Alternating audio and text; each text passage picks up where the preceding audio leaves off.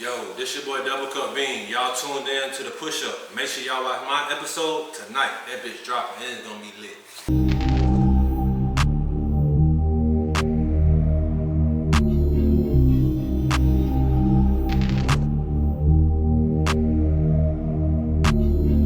What's good, everybody, man? It's your boy Vonniiexvisions, man, and it's the first episode of the push-up. I'm here with one of the hottest barbers in the upstate, man, DOUBLECUPBEAN, man. What's up, bro? What's poppin', everybody?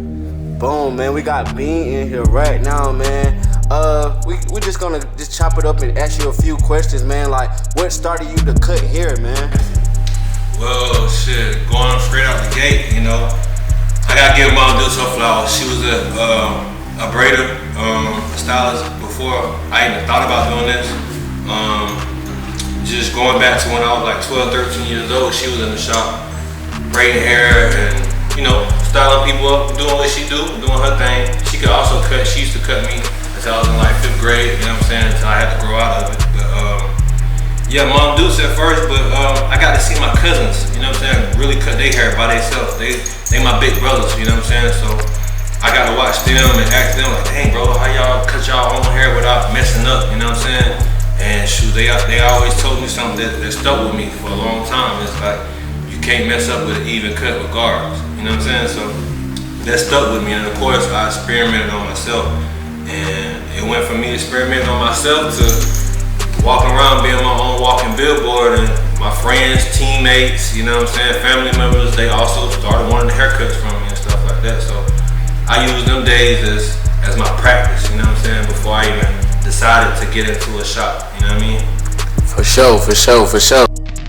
I see that you're a family man. Like, can you just elaborate on like just family things or relationship goals or whatnot? Because I see you and your girl out of town a lot. You, your girl, your daughter, man. Like, and it's love, man. And I really admire that. So can you just give just a little bit about your relationship? Well, just starting off first with family. You know what I'm saying? I had a situation where I had a stepfather, you feel me? Where he stepped in and he became that father. It wasn't no step in front of it, you know what I'm saying? That's my father to this day, James Lee. If y'all don't know him, now you know him, you feel me? But yeah, he installed a lot of things in me, like as far as family, you know, being a hard worker, taking care of what's yours, you know what I'm saying? It's a lot about life, period, you know what I'm saying? My dad has installed a lot of things into me. And, you know, him and my mom, you know, it didn't work out all the way, you know what I'm saying? They got divorced, but still I took a lot out of their relationship and, you know, put it into my own. And yeah, if you follow me, you see how I carry myself, you know what I'm saying? You see I take my little girl with me everywhere. I take my wife with me everywhere, my soon-to-be wife, you know what I'm saying? Take her everywhere with me.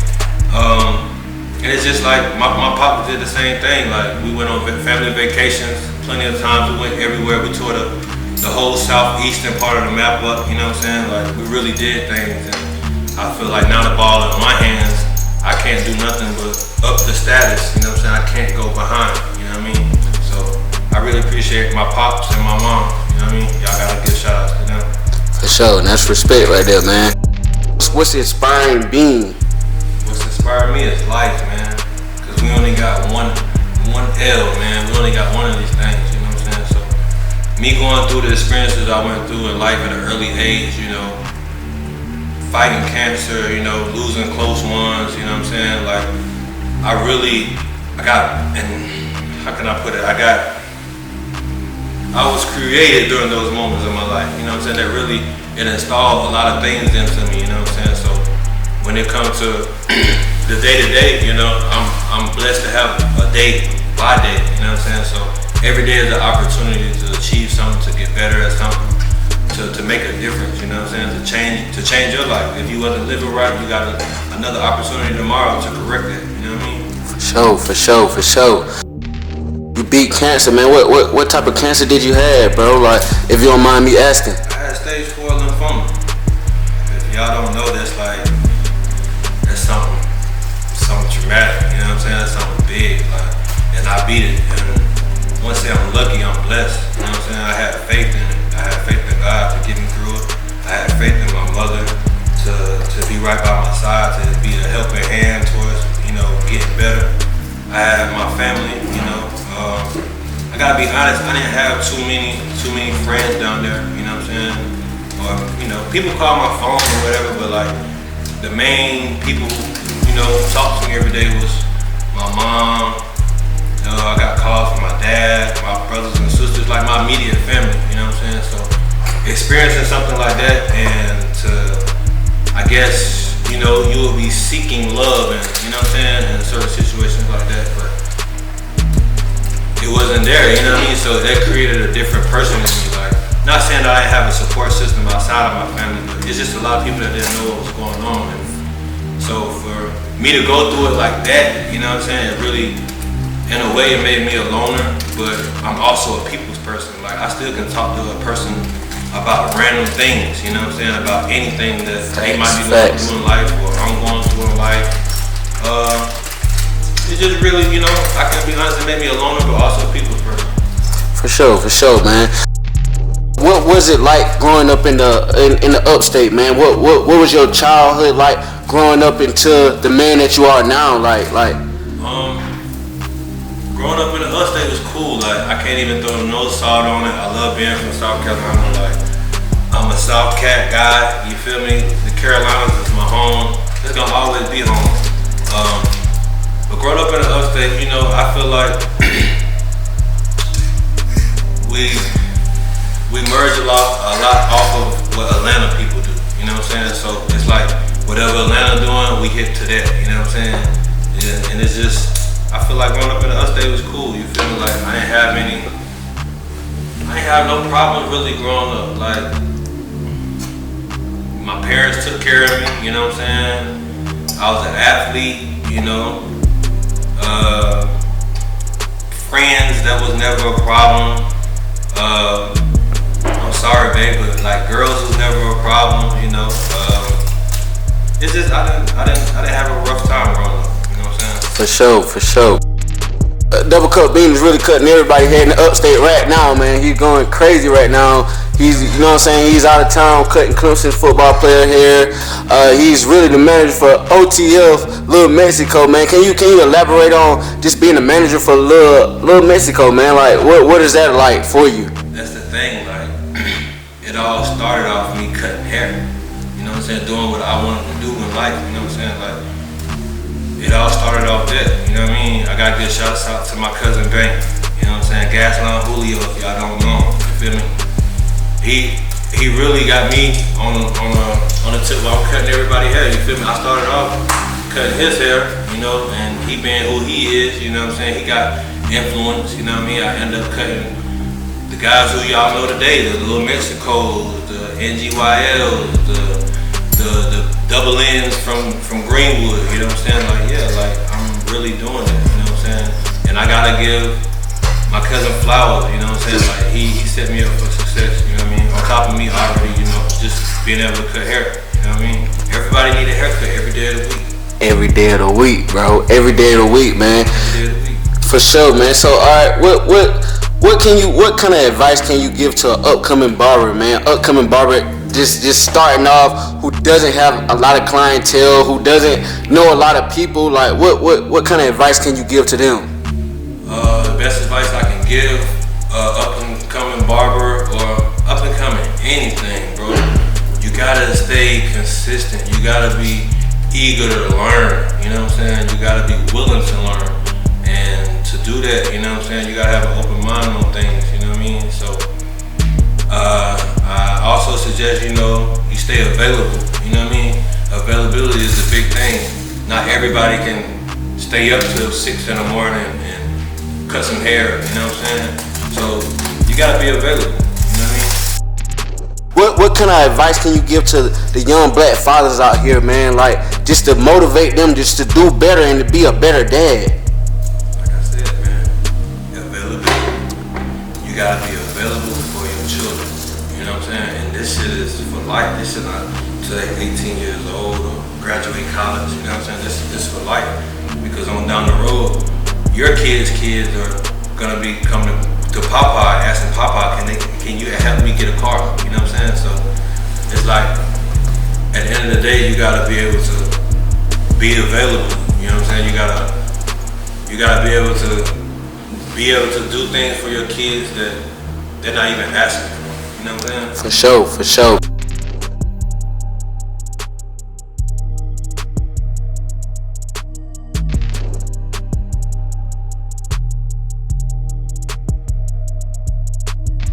What's good, everybody? We back right now with Doublecupbean, man. We had to take a little quick intermission, man. How do you feel about being around so many people doing the same thing as you? It's inspiring, you know what I'm saying? Because at the end of the day, like, I got 16 other barbers to compete with, you know what I'm saying? So it's not easy. So how am I gonna stand out between 16 barbers? Like, for one, you gotta be consistent. 2, you gotta be available. And 3, you gotta market yourself. You know what I'm saying? You gotta be able to market yourself in ways that others aren't. You know what I'm saying? So with me, I'm always posting. You know what I mean? If I'm not every day, I'm every week for sure. I'm not gonna miss a week without posting. I gotta post my walking billboard. You know what I'm saying? They walking around, they my walking billboard for sure, but I gotta post my work. Because one day they might be able to like, oh bro, I want that same cut you gave me, but I can't explain it to you. Oh yeah, the video. You feel me? They can go back on the video and show me exactly what they want, or show me somebody else's video that I cut their hair and they want the exact cut that they want, you know, that they had. Excuse me. But yeah, you just gotta market yourself. You gotta be able to market yourself. Marketing is a big part of a lot of things, and the thing that I'm in the barber industry. I'm in the music industry. In music, you gotta market yourself in different ways. So marketing is a big part. For sure, bro. For sure, man. So my next question is to you is like, how long does it take to really become a barber? If you want to get your license legitimately, you got 2 ways. You can go OJT, that's on-job training. You'll be under a master barber or a licensed instructor who can get you your hours. Your hours are going to take you with, if you're in there at minimum 8 hours a day, 5 days a week, you know what I'm saying? It'll probably take you 10 months, you know what I'm saying? Or something of that sort, maybe a little bit under a year. But yeah, OJT, or you can go to barbering school. Barbering school, you're gonna have to pay tuition. So I would prefer you go to OJT, somebody that has a master's license or a instructor's license that can get you your hours within a year's time. The only thing you have to do is pay booth rent every week. So when you pay your booth rent, it might come out cheaper than paying tuition itself. And then you'll be hands-on cutting hair every day that you're in there. You know what I'm saying? So you're learning how to cut hair and you're making money instead of paying out money physically. So, you know, to each his own though, because in barbering school, you're more on hands with the book. You know what I'm saying? So you got 2 parts of your barbering test, which would be your physical cutting hair and your computer test. You know what I'm saying? You're taking a test on information. You know what I'm saying? So that's why I say when you go into barbering school, you might be able to know all the information, but you might not be able to cut hair. So it's to each his own. You know what I'm saying? Whatever you want to be able to do first. So I suggest me go make that money. Go to OJT. You know what I'm saying? Go make that money and learn how to cut hair. You can do the book work. You know. So I say OJT. For sure, man. How do you become a manager, Bean? Well, first you gotta know a little bit about business. You know what I'm saying? Like, there's a lot of people out there that, you know, consider themselves managers and stuff like that, but don't necessarily know the ins and outs of business. That could be business with, you know, outside of entertainment. That can be business with, like, I cut hair. You gotta be able to know how to, you know, manage money. You know what I'm saying? And be able to take care of certain things. You know what I'm saying? So it's all about knowing business, financials, you know what I mean? So you know that, and you be able to connect and be able to talk to people, you know what I'm saying? Be able to talk to people that you're artists or the business that you're representing, you know what I mean? You be able to talk to people that can, you know, help your business or help your brand. You gotta be able to sure, for sure.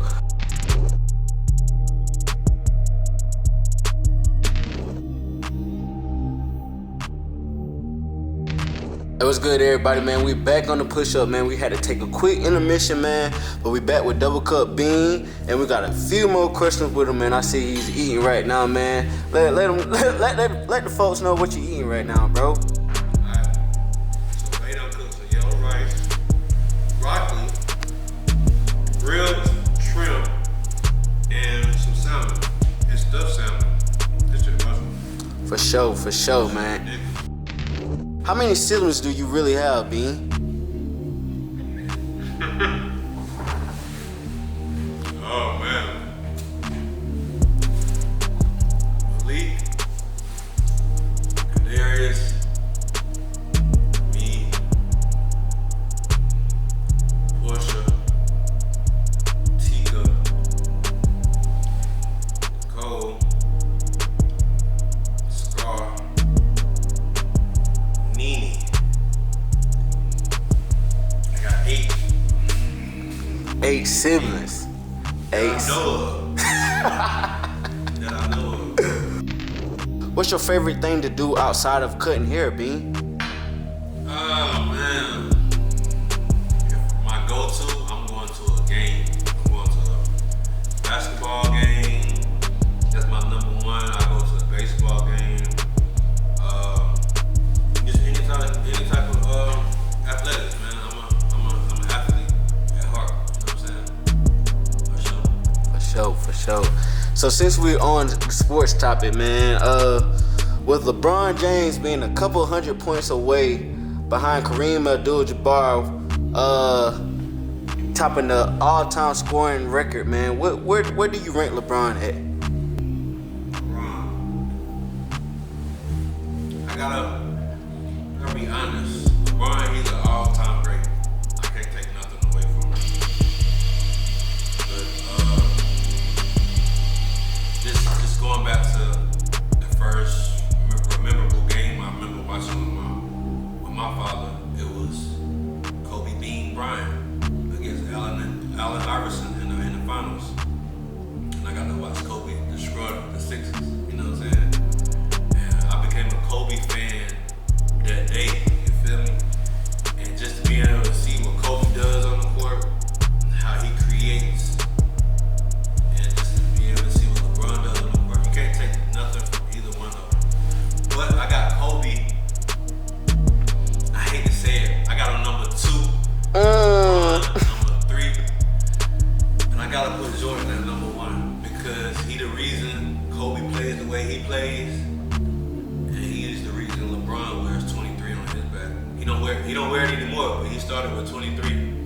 So you gotta give it to the GOAT. You know what I'm saying? MJ always gonna be number 1. For sure, man. I definitely feel that, man. What's the next move with you barbering this year in the year 2023? Next move, barbering. For one, I want to grow more clients, more clientele, because there's never enough room for that. 2, I gotta get in that locker room down at Clemson. You know what I'm saying? Like, I'm hands-on already, so I want to be an all-sport barber. You know what I mean? Like, baseball, soccer, basketball, football. You know what I'm saying? Like, that's my next goal as far as barbering. For sure, man.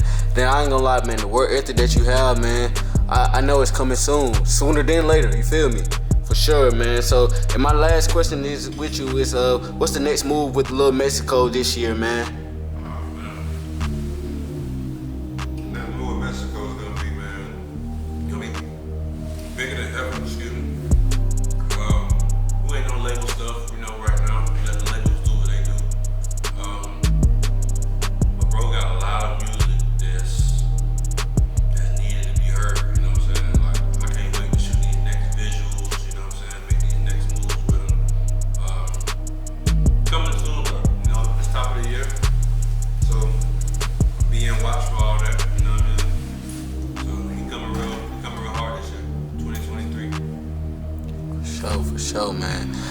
listen, man, this is the first episode of the Push Up, man, with Vonniiexvisions, man. And we got Double Cup Bean in this mug.